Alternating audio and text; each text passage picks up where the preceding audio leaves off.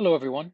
My name is Stephen Taylor. I'm an assistant professor of physics and astronomy at Vanderbilt University, and I'm presenting this on behalf of Joe Simon at JPL Caltech, Nihan Paul at WVU, and my colleagues in NanoGrav, the North American Nanohertz Observatory for Gravitational Waves, and the IPTA, which is the International Pulsar Timing Array.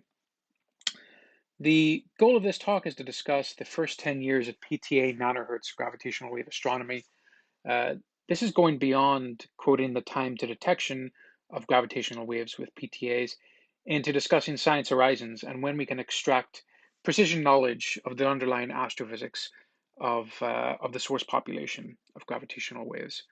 So this will be contrasting time to detection with time to science and outlining some of the scaling laws and numerical simulations we've performed.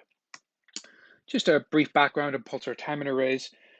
We can measure nanohertz gravitational waves through the precision timing of millisecond pulsars. Whenever a gravitational wave transits an Earth pulsar line of sight, it changes the proper separation between the Earth and the pulsar.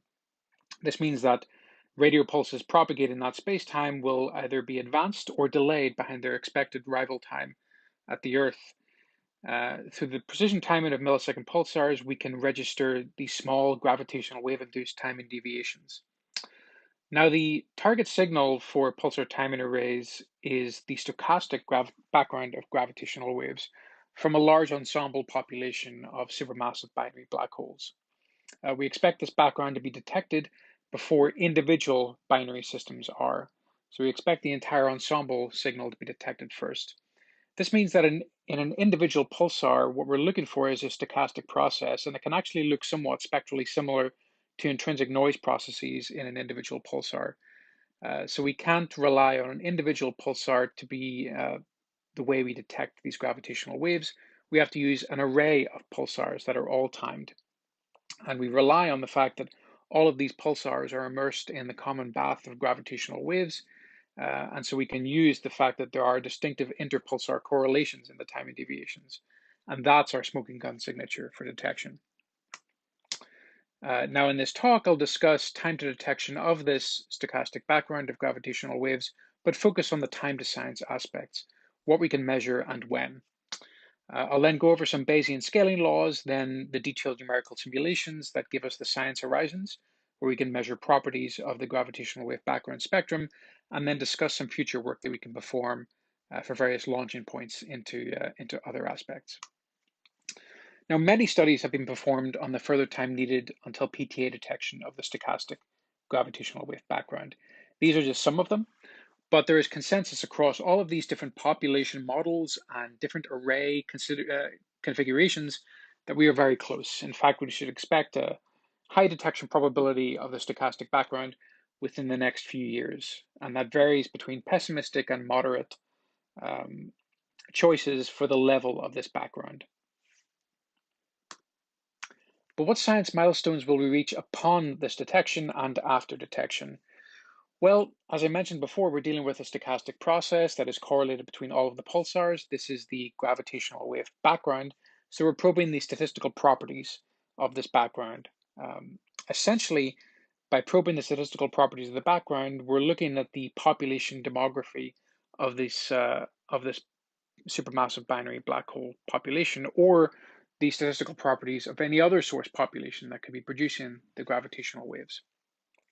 If we can measure the spectral index of this characteristic strain spectrum that might have a power law shape, then we can follow clues to the identity of the source population. For example, one spectral index will correspond to supermassive binary black holes as the source, but cosmic string networks or relic gravitational waves from inflation will have a different value of this spectral index.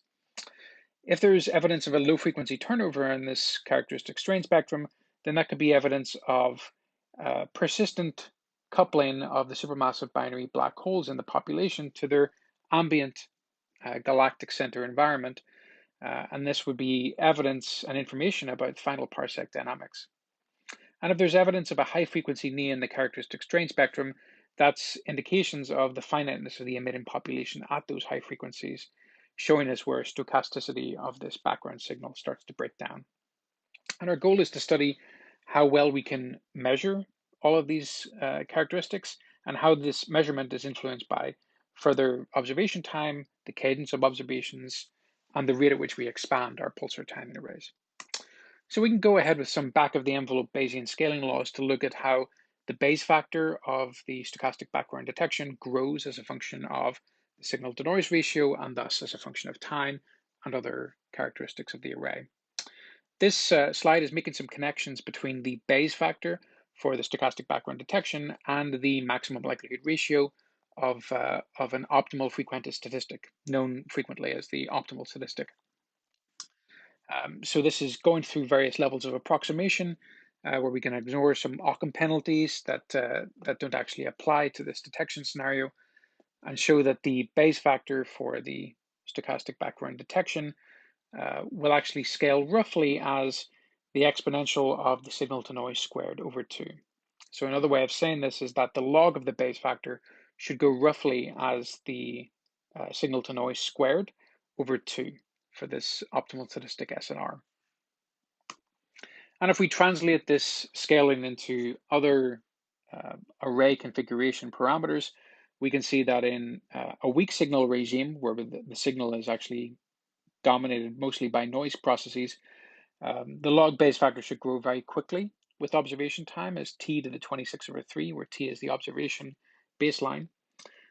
Delta t is the cadence, np is the number of pulsars. And in the strong signal regime, these scalings with time and with cadence are a little bit different because the background itself will act as a form of self-noise for further evidence of the cross-correlation signatures. But by and large, the growth with time of the log Bayes factor is linear or steeper. And we can also make some translations into what the delta parameter uncertainty on the amplitude of the stochastic background is as a function of time, cadence, and number of pulsars. What we would like to do is to actually simulate this, perform some numerical simulations, constructing mock data sets, and then analyzing with our Bayesian inference schemes. So in this slide, I'm showing the fact that I've constructed some mock data sets using 34 pulsars. These were the 34 pulsars that Nanograv analyzed for gravitational waves in its most recent 11-year dataset analysis. I've also included JO437 minus 4715 from the PPTA to act as an additional source of information in the Southern Hemisphere. And this forms an IPTA-like mock PTA configuration with a total timing baseline of about 12 years. And the sensitivity has been calibrated to match most recent upper limits from real PTA datasets. Now this forms the PTA configuration. We then have to decide what we're going to inject into this PTA that will form the basis of our projections on the Bayesian detection significance growth and the narrowing of parameter credible regions. So we're injecting a gravitational wave background signature with a power law characteristic strain spectrum that has the following form. The strain spectrum scales roughly with the amplitude of the gravitational wave background times the frequency to the power of alpha. Alpha is our spectral index. The AGWB is the amplitude of the background at a frequency of 1 over a year. And we're injecting an amplitude of 8 times 10 to the minus 16, which is a moderate background amplitude based on reasonable population models of supermassive binary black holes. And for supermassive binary black holes, the spectral index alpha has the value of minus 2/3. Now, with injecting into this data set, into these mock PTA data sets, we can perform Bayesian inference, which allows us to perform simultaneous model selection and parameter estimation. So we can chart the growth of the Bayes factor and the narrowing of the credible regions of parameters at the same time. And in the following, I'm going to show Bayes factors and credible regions as the median over 10 signal realizations of such a stochastic gravitational wave background. So here we show how these parameter uncertainties narrow as a function of the cross-correlation Bayes factor. On the right, I've mapped the Bayes factor into the corresponding optimal statistic SNR. So at an SNR of 1, we've got roughly 10% precision on the log of the amplitude of the background. At an SNR of 3, we've got 5% precision. And as you move to slightly higher signal to noise, but much larger Bayes factors, we get an 3% precision of the amplitude of the background at an SNR of 4, and at the same SNR, of 4, corresponding to a base factor of roughly 3000, we get 60% precision on alpha, which is the spectral index of the background.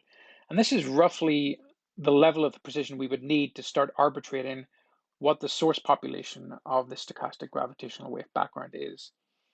We need to be able to discriminate between a value of -2/3 for supermassive binary black holes and -1 for primordial gravitational waves. This is a very small difference, but an SNR of 4 is what we need to start arbitrating those differences. So this is only the start, but we presented some preliminary Bayesian scaling laws for detection and parameter estimation, showing that a Bayes factor of 3 to 100, corresponding to roughly a signal to noise of 1 to 3, gives 10 to 5% precision on the log of the amplitude of the background, but we need a Bayes factor greater than 100 to constrain the strain spectral index enough to arbitrate the source of the gravitational wave background. Our future work will involve more generic spectral modeling to tease out low frequency turnovers or high frequency needs, and we'll perform all of the above on more realistic populations of the supermassive binary black hole systems. So this is a collaborative effort with Joe Simon and Nihan Paul, and I'd like to point out that Nihan is also giving a talk in session X10 on Tuesday, which is the pulsar timing session, where he'll discuss a similar injection analysis into real data and trying to quantify the level of such a background that would have been detectable had it been in real data.